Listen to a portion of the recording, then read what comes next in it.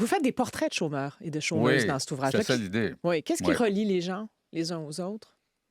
Ah, d'avoir passé par une machine qui est inhumaine, qui n'a jamais accepté de les écouter et qui les a, en tout cas, une expression de bureau, mais qui les a torchés et qui les laissait sans rien. C'est-à-dire des gens qui avaient traversé des expériences au travail souvent pour avoir été congédiés ou toutes sortes de situations qui tournent autour de ça. Donc, des expériences très difficiles au travail, perdre son emploi, finir par déposer une demande de chômage, être enquêté, avec les délais administratifs, être Oui. enquêté au bout de 2 mois, être enquêté bardassé au téléphone pendant 10-15 minutes, puis traité de toutes sortes de façons, mais de mauvaise façon. D'ailleurs, vous dénoncez beaucoup les enquêteurs dans cet Ah, ils sont ouvrage-là. terribles. Ils sont formés professionnellement pour déstabiliser les gens, pour leur faire dire ce qu'il ne faut pas dire, mais ce qu'ils veulent entendre eux.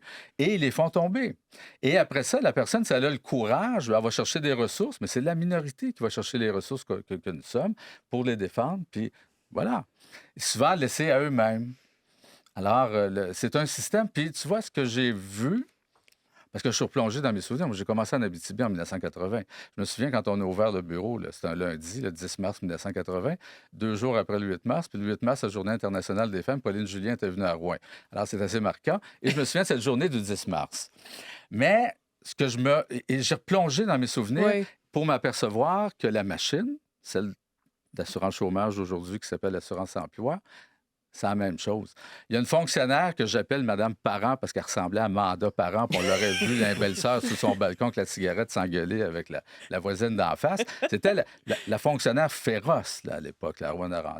La ville est petite, fait qu'on finit tout le temps par se croiser puis se connaître. Mais Madame Parent vit toujours. C'est ça que j'ai compris 45 ans plus tard, parce que les dossiers que j'ai traités encore récemment l'année passée, ils étaient de la même nature. Il n'y a rien qui a changé. Ça Pas vraiment. persiste.